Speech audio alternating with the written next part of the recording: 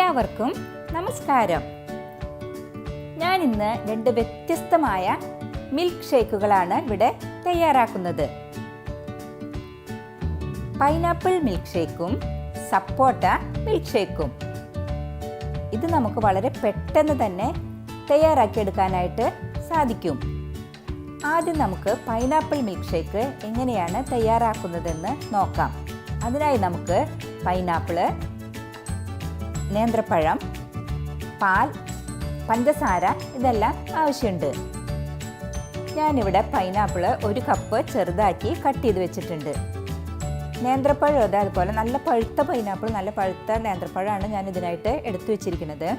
നേന്ത്രപ്പഴം ഒരു 1/4 കപ്പാണ് എടുത്തിരിക്കുന്നത്. പഞ്ചസാര നമുക്ക് ആവശ്യാനുസരണം ഇതിലേക്ക് ആഡ് ചെയ്യാം. പാൽ 1 കപ്പ്. ഇനി ഇതെല്ലാം നമുക്ക് ഒരു മിക്സിയുടെ ജാറിലിട്ട് നന്നായിട്ടൊന്ന് അടിച്ചെടുക്കണം. അതിനായിട്ട് ഞാനൊരു ജാർ എടുക്കുകയാണ്.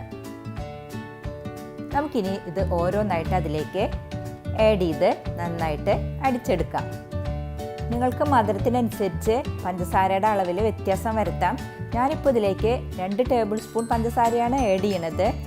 മധുരം നോക്കിയിട്ട് പിന്നീട് വേണമെങ്കിൽ ചേർക്കും. നിങ്ങളും അതുപോലെ തന്നെ ചെയ്യുന്നതാണ് നല്ലത്.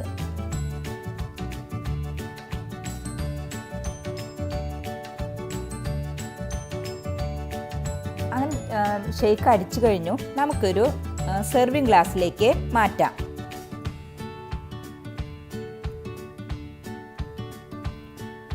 ഇനി നമുക്ക് ഇതിൻ്റെ മേലേക്ക് സ്വല്പം അണ്ടിപ്പരിപ്പും അതുപോലെ തന്നെ ഡ്രൈ ഫ്രൂട്ട്സൊക്കെ വെച്ചൊന്ന് ഡെക്കറേറ്റ് ചെയ്യാം.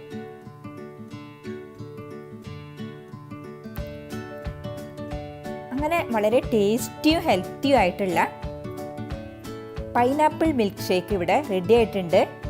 ഇതെല്ലാവരും ട്രൈ ചെയ്യണം. നമുക്കിനി അടുത്തതായിട്ട് സപ്പോട്ട മിൽക്ക് ഷേക്ക് എങ്ങനെയാണ് തയ്യാറാക്കുന്നതെന്ന് നോക്കാം. അതിനായി നമുക്ക് സപ്പോട്ട, പാൽ, തേൻ, ബൂസ്റ്റ് ഇതെല്ലാം ആവശ്യമാണ്. ഞാൻ 1 കപ്പ് സപ്പോട്ടയാണ് ഇവിടെ കട്ട് ചെയ്ത് വെച്ചിരിക്കുന്നത്. അതുപോലെ 1 കപ്പ് പാല്, തേൻ മധുരത്തിനനുസരിച്ച്, അതായത് 1 ടേബിൾ സ്പൂൺ തേൻ്റെ ഒക്കെ ആവശ്യം വരുള്ളൂ.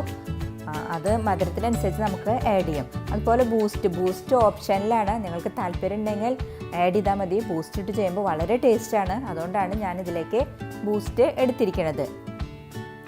ഇനി നമുക്കിതെല്ലാം ഒരു ജാറിലേക്ക് ഇട്ടതിന് ശേഷം നന്നായിട്ട് അടിച്ചെടുക്കാം. നമുക്ക് ഓരോന്നായിട്ട് ജാറിലേക്ക് ഇട്ട് കൊടുക്കാം.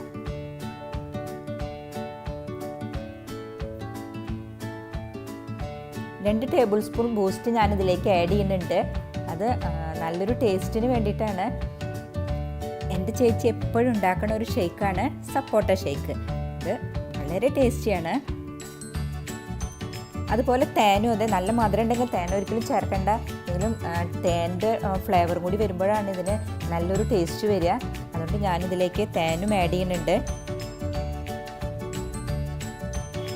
ഇതിപ്പോൾ നന്നായിട്ട് അടിച്ചു കഴിഞ്ഞു. ഇനി നമുക്കിതൊരു സെർവിങ് ഗ്ലാസ്സിലേക്ക് മാറ്റാം. ഇതിൽ നമുക്ക്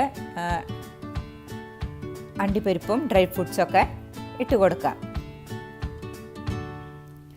അങ്ങനെ നമ്മുടെ സപ്പോട്ട മിൽക്ക് ഷേക്കും പെട്ടെന്ന് തന്നെ തയ്യാറായി. അങ്ങനെ വളരെ ടേസ്റ്റി ഹെൽത്തിയും ആയിട്ടുള്ള പൈനാപ്പിൾ മിൽക്ക് ഷേക്കും സപ്പോട്ട മിൽക്ക് ഷേക്കും ഇവിടെ പെട്ടെന്ന് തന്നെ റെഡി ആയിട്ടുണ്ട്.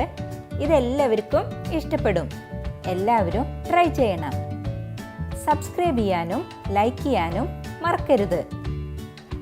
നിങ്ങൾക്ക് ഇതുമായി ബന്ധപ്പെട്ട എല്ലാ അഭിപ്രായങ്ങൾക്കും നിർദ്ദേശങ്ങൾക്കും താഴെ കമൻറ്റ് ചെയ്യാവുന്നതാണ്. അല്ലെങ്കിൽ മെയിൽ ഐഡിയിലേക്ക് മെയിൽ ചെയ്താലും മതി. നന്ദി, നമസ്കാരം.